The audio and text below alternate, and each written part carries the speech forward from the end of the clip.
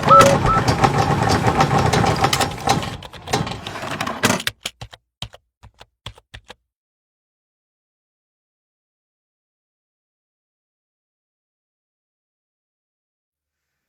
tal? Buenas tardes. Mi nombre es Adrián David Valadez, egresado del Colegio Libre de Estudios Universitarios Campus de León. Y el día de hoy vamos a hablar precisamente sobre un tema relacionado a las fosas clandestinas y a la labor pericial que hay en ellas. Primero entendamos que una fosa clandestina es un lugar donde precisamente se depositan cuerpos de manera ilegal, ¿sí? O de alguna manera irregular o que no esté de alguna forma institucionalizado. Es aquí obviamente donde pues el proceso de excavarlas, de localizarlas, necesita de pues precisamente gente que esté especializada en el tema, que sepa cuál es la labor, que sepa los procedimientos, qué hacer y qué no hacer. Es aquí donde entran precisamente los profesionales en estas técnicas. Quienes trabajan o quienes laboran en este tipo de hechos, principalmente antropólogos forenses, personas en el área de criminalística de campo, y en ocasiones llegan a incluirse especialistas de otras áreas como lo puede ser la entomología forense, debido a pues, que en la mayoría de las veces los restos óseos que pueden encontrarse en estas fosas o en superficie pues contendrán material de interés entomológico, ¿no? Insectos principalmente, que pues nos pueden ayudar para realizar algunos cronotanatodiagnósticos. De igual manera, ¿cómo se trabaja? ¿Qué es lo que se hace? ¿Cómo se empieza? Bueno, primero hay que entender una situación muy importante. La mayoría de las veces que se encuentran las fosas clandestinas es por accidentes de manera incidental. Este representa aproximadamente el 90% de los hallazgos, son de manera incidental, ya que el otro porcentaje corresponde a cuando, pues bueno, una persona anónima menciona, bueno, yo conozco que en tal predio hay una fosa en el cerro tal. No es tan común, pero sí lo hay. Nos vamos a enfocar en este ejemplo, ¿no? En el ejemplo donde, bueno, se da, digamos, aviso de que hay una fosa clandestina en tal lugar y pues obviamente se desprende toda esta maquinaria pericial para poderla encontrar, para poder recuperar los restos y para hacer por ahí las labores que correspondan a cada área, ¿no? A cada ciencia. Una vez se da aviso de que hay una fosa en un terreno, en un lugar o en una zona, pues se acude al lugar y aquí hay que entender la labor de cada una de las áreas que les mencioné anteriormente. El criminalista de campo obviamente se va a enfocar en los indicios materiales, ¿sí? Que se puedan encontrar en el lugar. Indicios materiales físicos como lo pueden ser casquillos, ropa, huellas, etcétera, ¿no? Todo eso que nos permita pues identificar el mecanismo del hecho y pues por ahí otras circunstancias. El antropólogo forense precisamente va en busca de los restos óseos para poder por ahí dar a conocer lo que puede ser, en caso de que sean restos, una osamenta completa que no pueda ser identificada mediante algo que nos pueda ayudar en la zona, pues bueno, ya el antropólogo forense hará lo que es la determinación del sexo, estimación de la edad, etcétera, ¿no? Incluso hasta llegar a la reconstrucción escultórica facial, ya sea por medio de arcilla o por medio de otros métodos un poquito más nuevos. Ahora, ¿cómo se localizan las fosas? ¿Qué es lo que se tiene que hacer? Aquí hay que entender dos situaciones. Una situación es cuando, por ejemplo, tenemos restos en superficie, restos óseos en superficie. Que aquí cuando los restos óseos están en superficie es cuando la mayoría de la gente pues da aviso a las autoridades, oigan, en tal lugar hay huesos, ¿no? Que presuntamente pueden ser humanos, ¿no? O que se sabe con certeza que son humanos, porque pues así mismo lo notificó el testigo, ¿no? Entonces, ¿qué es lo que se hace? En este supuesto, como los indicios están sobre la superficie, están en superficie, incluyendo los restos óseos, tiene que trabajarse mediante un barrido. ¿Qué es un barrido? Pues bueno, básicamente en criminalística esto se le conoce como método de rejillas, también se le conoce como método de franjas, que consiste en que, bueno, una vez localizada la zona donde está la fosa, o donde presuntamente está la fosa, o donde, bueno, en este caso no fosa, sino los restos que están en superficie, lo que se tiene que hacer es el barrido de la superficie como tal, ¿sí? Esto entra dentro de lo que en arqueología forense se le denomina como la prospección, ¿sí? Que es otro tema por ahí también muy interesante, pero un poquito extenso. ¿Qué es lo que se hace, no? Se ponen varias personas en una hilera, ¿sí? Esto tiene que ser con bastantes personas, ya que en ocasiones cuando se tiene el conocimiento de que los restos están en superficie, pues es una superficie extensa, entonces hay que trabajar con varias personas. Aproximadamente con de 2 a 3 metros de separación entre ellos, y van a hacer un rastrillaje, es decir, van a caminar todos al mismo tiempo y de manera lenta, no es correr ni ir rápido, todos tienen que ir al mismo, nadie se tiene que adelantar y nadie se tiene que quedar atrás, todo es parejo. ¿Qué es lo que se hace en este rastrillaje o demás? Bueno, hay que estar pendientes precisamente de los indicios que puedan estar en la superficie. ¿Cómo es el método de observación? Que también aquí es muy importante entender que todo esto parte de la observación previa, ¿no? Siempre se tiene que hacer una observación del lugar. Es muy importante porque esto ayuda a saber qué es lo que se va a hacer y cómo se va a trabajar. Entonces, una vez teniendo ya esta distribución de personas, caminan con la mirada atenta a la zona que están vigilando, ¿sí? Y van a estar volteando hacia el frente, pero también tienen que estar observando hacia su derecha, hacia su izquierda y hacia sus extremos, ¿no? Por ahí hay un diagramita que refleja o que representa pues esta observación que tienen que hacer cada una de las personas en su franja. El recorrido es de norte a sur y de este a oeste. Una vez cuando las personas localizan algo extraño, tienen que comentárselo al encargado. En este caso puede ser el criminalista, puede ser el antropólogo, puede ser el arqueólogo forense.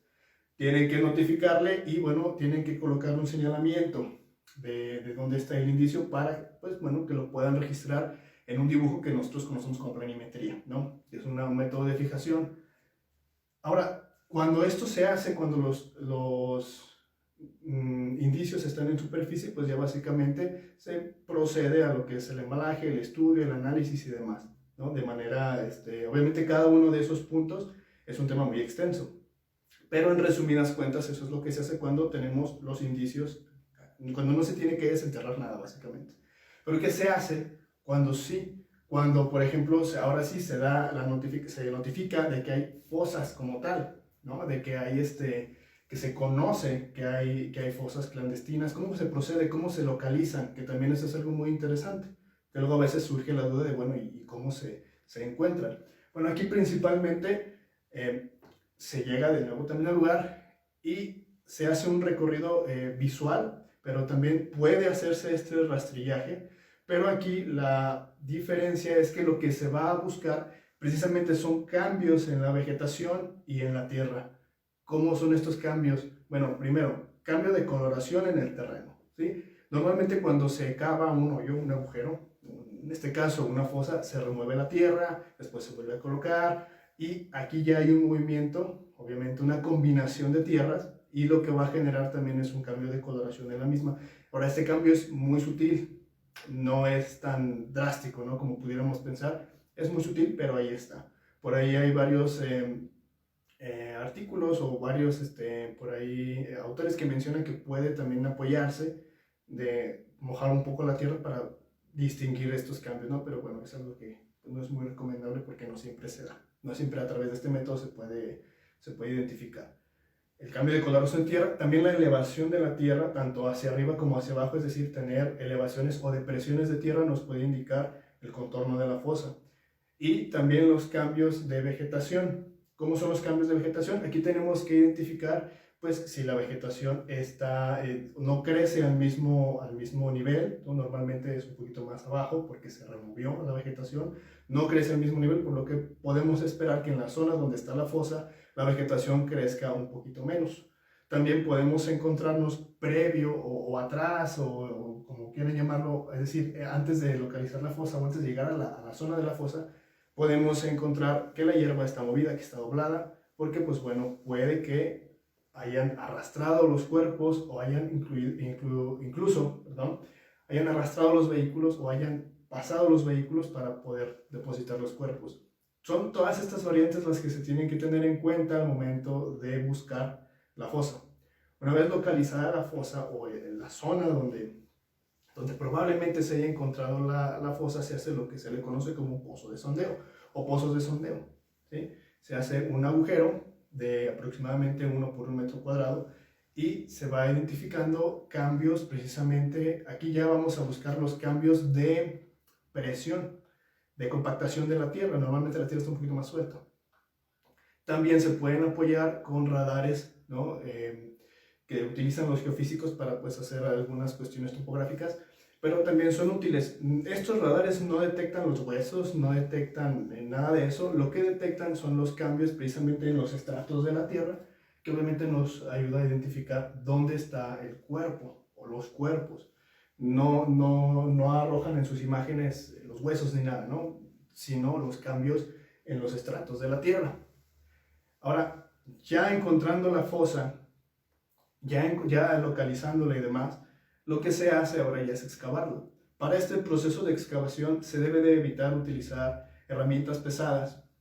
Por ejemplo, en el caso donde no tengamos o donde no se cuente, que pues, lamentablemente es la mayoría de los casos, donde no se cuente este radar, no sabemos la profundidad que tenga el cuerpo, no sabemos la profundidad a donde tenemos que enterrar. Entonces, no hay que arriesgarse a utilizar herramientas pesadas como picos, como palas o retroexcavadoras, ya que no sabemos dónde está el cuerpo. Podemos dañarlo, podemos romperlo. ¿Qué es lo que se hace normalmente? Pues bueno, ya una vez localizada la zona de la fosa, vamos a obviamente también buscamos respetar el contorno de la fosa, si es que se puede ver. Hay veces en que sí se puede ver muy claramente cuál es el contorno de la fosa, otras veces no. Pero cuando se pueda ver, se respeta y a través de eso se empieza a excavar aproximadamente 30 centímetros por vez. Es decir, excavamos 30 centímetros de manera que la zona de la fosa tenga, digamos, este pareja a 30 centímetros y después volvemos otros 30 centímetros o 15, dependiendo, ¿no? Pero no es excavar rápido, no es excavar a montones, tiene que seguir un procedimiento. ¿Esto por qué? Porque, bueno, puede que encontremos dentro de la fosa otros materiales como huesos pequeños, como también, por ejemplo, casquillos o incluso balas, o incluso otros tipos de indicios que nos puedan ayudar, ¿sí? Estos indicios, repito, pues ya corresponderían al criminalista, mientras los indicios óseos corresponderían al antropólogo. Entonces se hace de esta manera. Cuando se localice un hueso, ¿sí? Y no sepamos si debajo hay más, o esté articulado o no esté articulado, lo normal es que se extienda esta zona aproximadamente de 1 a 2 metros hacia los lados, porque puede que hacia los lados también encontremos otro tipo de indicios óseos. Una vez haciendo esto de manera metódica, se va limpiando la zona de manera que quede expuesto ya sea los elementos óseos dispersos o que estén articulados. Hay una clasificación muy grande de fosas, ¿no? Que también es necesario también conocerla para poder identificar cuestiones de movimientos. Por ejemplo, tenemos lo que son las fosas primarias. Normalmente en las fosas primarias los cuerpos no son movidos, es decir, se colocan ahí, se entierra y se acabó. Tenemos lo que son las fosas secundarias. Normalmente estas van a ser perturbadas porque son fosas donde, por ejemplo, tenemos el cuerpo en una fosa, entonces lo retiramos y lo vamos a mover a otra. La otra ya sería fosa secundaria, entonces ya en estos cambios el cuerpo, la osamenta, lo demás, puede sufrir cambios. También existen lo que son las fosas alteradas, que estas son fosas que por situaciones no naturales son alteradas por las personas, ya sea de manera accidental o de manera, digamos, intencional, ¿sí? De manera accidental es que, por ejemplo, estén haciendo por ahí una construcción o estén haciendo alguna actividad cerca de donde está la fosa y se altere. De manera natural se puede alterar por la lluvia, se puede alterar por la fauna también y por otro número de factores naturales. Ahora bien, conocer la clasificación de las fosas nos permite de alguna manera interpretar qué fue lo que sucedió antes de haber colocado el cuerpo ahí o después. Es muy importante, también es otro tema por ahí aparte. Cuando se descubre, ahora sí, lo que es el cuerpo, se procede básicamente a levantar los indicios. Esto es conforme los vayamos encontrando. Pero importante, primero hay que fijar todo antes de llevarnos las cosas. es necesario hacer una fijación fotográfica, una fijación descriptiva. Se va desenterrando, se van embalando, se van protegiendo los restos óseos para poderlos analizar después. En el caso de que por situaciones ambientales, por situaciones de riesgo de cualquier tipo, no pueda continuarse con la fosa, es decir, no pueda continuarse la excavación, mejor dicho, se tiene que dejar un indicador de hasta dónde se enterró. También es muy importante colocar una guía, un punto visual de referencia para no perdernos. Entre muchas otras cosas, a manera muy resumida, son algunas de las labores periciales que se hacen en la búsqueda de fosas clandestinas y también en el trabajo de las mismas. Es una labor muy importante, ya que pues, la situación actual que estamos viviendo en el país requiere de personas que conozcan estas metodologías a fondo y que sepan trabajarlas. Entonces, bueno, les invito primeramente a que si les interesan este tipo de temas, si les interesa saber más, pues consulten aquí en la universidad. Las puertas están abiertas y pues bueno, de mi parte sería todo. Muchas gracias y los invito a que formen parte precisamente de esta comunidad en el área de las ciencias forenses. Muchas gracias.